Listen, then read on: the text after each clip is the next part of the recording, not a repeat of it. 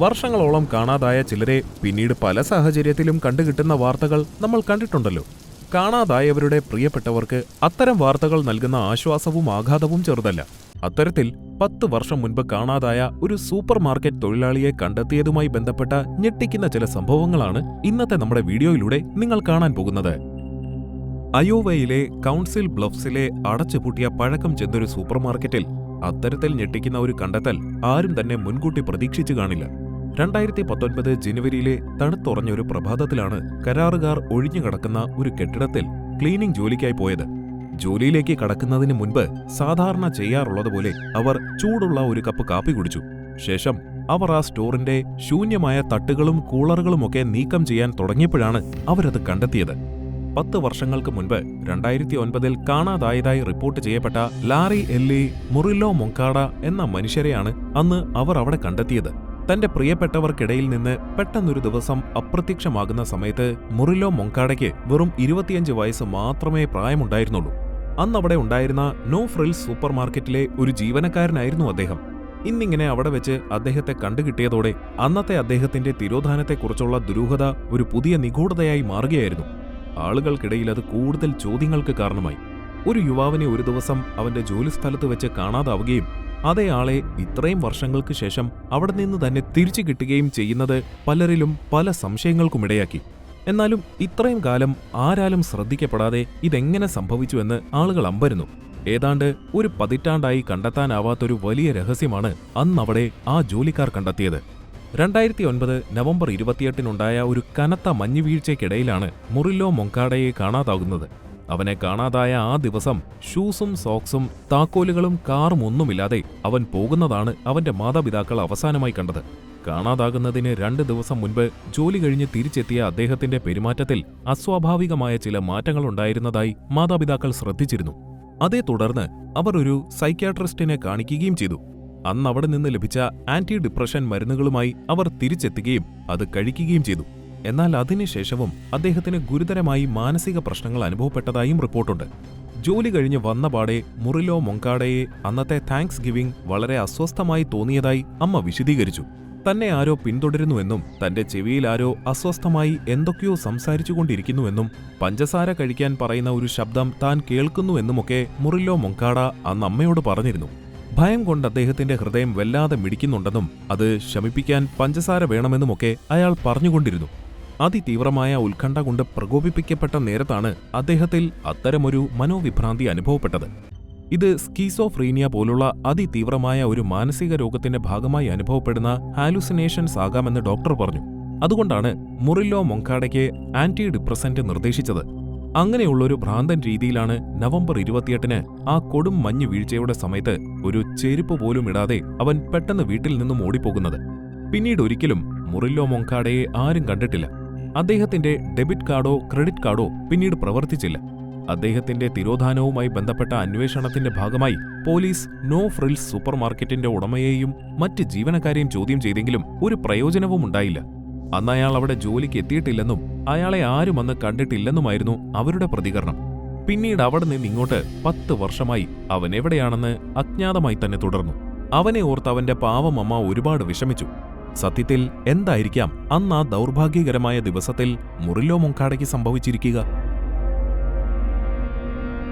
No frills super മാർക്കറ്റിൽ സംഭരണത്തിനായി ഉപയോഗിച്ചിരുന്ന കൂളറുകൾക്ക് മുകളിലുള്ള സ്ഥലത്തേക്ക് ചിലപ്പോഴൊക്കെ ഞങ്ങൾ കയറാറുണ്ടായിരുന്നുവെന്ന് അവിടുത്തെ മുൻ ജീവനക്കാർ വിശദമാക്കിയിരുന്നു. മേൽ ജീവനക്കാരുടെ കണ്ണ് വെട്ടിച്ച് ബ്രേക്ക് എടുക്കാൻ വേണ്ടിയാണ് അവരങ്ങനെ ചെയ്തിരുന്നത്.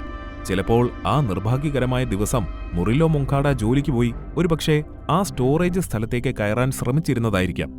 അയാൾക്ക് ആ ദിവസം അനുഭവപ്പെട്ട വിഷമം മാറ്റാനായി അല്പം സമയം തനിച്ചിരിക്കാനുള്ള നല്ലൊരു സ്ഥലമായി അദ്ദേഹം ആ സ്റ്റോറേജ് സ്പേസ് തിരഞ്ഞെടുത്തതാകാം. എന്തുതന്നെയായാലും മാനസിക വിഭ്രാന്തിയോടെ കൂളറുകളുടെ മുകളിൽ സ്വയം കയറാനുള്ള ശ്രമത്തിൽ അവൻ ഒരുപക്ഷെ ആ കൂളറുകളുടെ പുറകിലേക്ക് വീണതായിരിക്കാമെന്ന് നമുക്ക് ഊഹിക്കാം. അതേ തുടർന്ന് അയാൾ ആ കൂളറുകൾക്കും മതിലിനുമിടയിലുള്ള 12 അടി 18 ഇഞ്ച് വീതിയുള്ള സ്ഥലത്ത് കുടുങ്ങിപ്പോയതാകാം. വളരെ ഉച്ചത്തിലുള്ള ശബ്ദമായിരുന്നു ആ കൂളറുകളുടേത്. അതുകൊണ്ടുതന്നെ ഒരുപക്ഷെ അവൻ സഹായത്തിനായി നിലവിളിച്ചാൽ പോലും ആരും കേൾക്കാൻ സാധ്യതയില്ല. അവന്റെ ആ വീഴ്ച അന്ന് ആരും അറിയാതെ പോയതും അതുകൊണ്ടാവാം. സത്യത്തിൽ ഇത്രയും കാലം അയാൾ ആരാലും കാണപ്പെടാതെ ഏകാന്തമായി ആ സൂപ്പർമാർക്കറ്റിൽ തന്നെ ഉണ്ടായിരുന്നു എന്ന് പറയുന്നത് തന്നെ അമ്പരപ്പിക്കുന്ന ഒരു കാര്യമാണ്. ഒന്നോർത്തു നോക്കൂ, അന്ന് ആ സാഹചര്യത്തിൽ അവനെ സഹായിക്കാൻ കഴിയുന്ന ആളുകൾ ചുറ്റും ഉണ്ടായിരുന്നിട്ട് പോലും സങ്കടകരമെന്ന് പറയട്ടെ, അവരുടെ ശ്രദ്ധയാകർഷിക്കാൻ അയാൾക്ക് കഴിയാതെ പോയി. കാര്യങ്ങൾ കൂടുതൽ വഷളാകാനുള്ള മറ്റൊരു കാര്യം എന്താണെന്ന് വെച്ചാൽ അവനെ അന്ന് ജോലിക്ക് ഷെഡ്യൂൾ ചെയ്തിരുന്നില്ല എന്ന വസ്തുതയാണ്. അതിനാൽ തന്നെ ആരും അവൻ അവിടെ ഉണ്ടെന്ന് അറിയുകയോ അവനെ അവിടെ ഒന്ന് അന്വേഷിക്കാമെന്ന് വിചാരിക്കുകയോ പോലും ചെയ്തില്ല. എന്തായാലും 10 വർഷങ്ങൾക്ക് ശേഷം മുറിലോ മൊങ്കാഡയെ തിരിച്ചു കിട്ടിയപ്പോൾ ആ ശരീരത്തിൽ ജീവന്റെ ഒരു കണിക പോലും ശേഷിച്ചിരുന്നില്ല. പൂർണ്ണമായും തിരിച്ചറിയാൻ കഴിയാത്ത നിലയിലായിരുന്നു അന്നവർ ആ മൃതദേഹം കണ്ടെത്തിയത്. അദ്ദേഹം പെട്ടെന്ന് തിരിച്ചറിയാനോ വ്യക്തിയുടെ ലിംഗഭേദമോ പ്രായമോ നിർണയിക്കാൻ പോലും അധികാരികൾക്ക് കഴിയാത്തതുകൊണ്ട് തന്നെ സമഗ്രമായ പോസ്റ്റ്മോർട്ടത്തിനായി ഇത് അയോവ സ്റ്റേറ്റ് മെഡിക്കൽ എക്സാമിനർ ഓഫീസിലേക്ക് അയക്കേണ്ടി വന്നു. പിന്നീട് മുറില്ലോ മൊങ്കാഡയുടെ മാതാപിതാക്കളിൽ നിന്നുള്ള DNA ഉപയോഗിച്ചാണ് ഇയാളെ തിരിച്ചറിയാൻ കഴിഞ്ഞത് തന്നെ. തന്റെ മകൻ എവിടെയെങ്കിലും ജീവിച്ചിരിപ്പുണ്ടെന്ന് പ്രതീക്ഷിച്ചിരുന്ന ആ മാതാപിതാക്കളുടെ കാത്തിരിപ്പിന് അന്നവിടെ വിരാമമായി.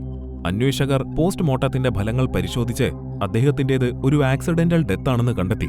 മുറില്ലോ മൊങ്കാഡയുടെ തിരോധാനത്തിനു ശേഷവും 7 വർഷക്കാലം ഈ സൂപ്പർമാർക്കറ്റ് തുറന്നു പ്രവർത്തിച്ചിരുന്നു. അതായത് മൃതദേഹം കണ്ടുകിട്ടുന്നതിന് വെറും 2 വർഷം മുൻപ് 2016-ലാണ് ഈ സൂപ്പർമാർക്കറ്റ് അടച്ചുപൂട്ടിയത്. എന്നാലും ഈ മൃതദേഹം കണ്ടെത്താതെ നോ ഫ്രിൽസ് സൂപ്പർമാർക്കറ്റ് ഇത്രയും കാലം എങ്ങനെ മുന്നോട്ട് പോയി എന്ന് അതിശയിക്കാതിരിക്കാനാവില്ല അല്ലേ? അവിടെ അവരുടെ തൊട്ടടുത്ത് തന്നെ മരിച്ചുപോയ നിലയിൽ ഒരു സഹപ്രവർത്തകനുണ്ടെന്ന് മനസ്സിലാക്കാതെ ആ സ്റ്റോറേജ് സ്പേസ് അവർ ഇത്രയും വർഷക്കാലം ഉപയോഗിച്ചു എന്നത് വളരെ വിചിത്രമാണ്. വർഷങ്ങളോളം അവിടെയുള്ള ആ സ്ഥലം ഒന്ന് പരിശോധിക്കാനോ വൃത്തിയാക്കാനോ ഒരിക്കൽ പോലും അവർ ചിന്തിച്ചില്ല എന്നത് ശരിക്കും അത്ഭുതകരമായി തോന്നുന്നുണ്ട്. സത്യത്തിൽ എങ്ങനെയാണ് ഒരു മൃതദേഹം ഇങ്ങനെ ഒരു പൊതുസ്ഥലത്ത് ഇത്രയും കാലം കണ്ടെത്താനാകാതെ കിടന്നത്, അല്ലേ? ഈ സംഭവ കഥയുടെ വിചിത്രമായ ഒരു ഘടകവും ഈ ചോദ്യം തന്നെയാണ്. സത്യത്തിൽ പലപ്പോഴും പലയിടങ്ങളിലും ആളുകളെ കാണാതായി റിപ്പോർട്ട് ചെയ്യപ്പെടുന്നുണ്ട്. എന്നാൽ അതിൽ എത്ര പേരെ ഇതുപോലെ കണ്ടെത്താൻ കഴിയാതെ ഇരിക്കുന്നുണ്ടാകും, അല്ലേ? ഇവിടെ തന്നെ കണ്ടോ, വർഷങ്ങളോളം ആ കടയിൽ പതിവായി വന്ന് പോയിരുന്നവർ പോലും ഇങ്ങനെയൊരു മരണം പുറകിലെ മുറിയിലെ കൂളറുകൾക്ക് പിന്നിൽ മറഞ്ഞിരിക്കുന്നുവെന്നറിയാതെ പോയി. ക്രൈം ഷോകളിലും മിസ്റ്ററി ത്രില്ലറുകളിലും ഇത്തരത്തിലുള്ള കഥകൾ നിങ്ങൾ കണ്ടുകാണും. എന്നാൽ ഇത്തരമൊരു കാര്യം റിയൽ ലൈഫിൽ വരുമെന്ന് നിങ്ങൾ ഒരിക്കലും പ്രതീക്ഷിക്കാനിടയില്ല. ഇക്കാരണത്താൽ തന്നെ മൊങ്കാഡയുടെ പിതാവ് വിക്ടർ മുറിയൽ എന്തുകൊണ്ടാണ് ഇതാരും അറിയാതെ പോയതെന്ന ചോദ്യത്തിന് ഒരു ഉത്തരം ആവശ്യപ്പെട്ടു. തന്റെ മകന്റെ നഷ്ടത്തിൽ ദുഃഖിതനായ പിതാവ് അതിയായ വേദന അനുഭവിച്ചിരുന്നു. അന്വേഷകർ ഈ സംഭവത്തെ യുണീക്ക് എന്ന് വിശേഷിപ്പിച്ചു. എന്തായാലും മൊങ്കാഡയുടെ മരണവുമായി ബന്ധപ്പെട്ട സാഹചര്യങ്ങൾ തികച്ചും നിർഭാഗ്യകരവും ദുരൂഹവുമാണ്. തന്റെ അവസാന മണിക്കൂറുകളിൽ അയാൾക്ക് എന്തനുഭവപ്പെട്ടിട്ടുണ്ടാകും? ഒരുപക്ഷെ ജീവനോടെ മണ്ണിനടിയിൽ കുഴിച്ചിട്ട അവസ്ഥ പോലെ അത്ര ഭയാനകരമായിരിക്കാം. അല്ലെങ്കിൽ ഒരുപക്ഷെ അയാൾ വീണപ്പോൾ തന്നെ അയാൾ തൽക്ഷണം മരിച്ചുവെന്ന് വേണമെങ്കിൽ കരുതാം. അദ്ദേഹത്തിന്റെ പോസ്റ്റ്മോർട്ടത്തിൽ മരണത്തിന്റെ കൃത്യമായ കാരണം കണ്ടെത്താൻ കഴിയാത്തതിനാൽ ആ സമയം ആ കൂളറുകൾക്ക് പിന്നിൽ എന്താണ് നടന്നതെന്ന് കൃത്യമായി അറിയാൻ ഒരു മാർഗവുമില്ല. ആ നോ ഫ്രിൽസ് സൂപ്പർമാർക്കറ്റിൽ ജോലി ചെയ്യുന്നവരുടെയും ഷോപ്പിംഗ് ചെയ്തിരുന്നവരുടെയും മൂക്കിന് താഴെയാണ് ഇത് നടന്നതെന്ന് ഉറപ്പായും എല്ലാവർക്കും അറിയാം. സത്യത്തിൽ ഇത് അത്ര പെട്ടെന്നൊന്നും മറക്കാൻ കഴിയാത്ത ഭയാനകമായ ഒരു യാഥാർത്ഥ്യമാണ്. ഈ സംഭവത്തെക്കുറിച്ച് നിങ്ങൾക്കെന്ത് തോന്നുന്നു? 10 വർഷമായി കൂളറുകളുടെ പുറകിലേക്ക് നോക്കാൻ ആരും ചിന്തിക്കാത്തത് എന്തുകൊണ്ടാണെന്നാണ് നിങ്ങൾ കരുതുന്നത്?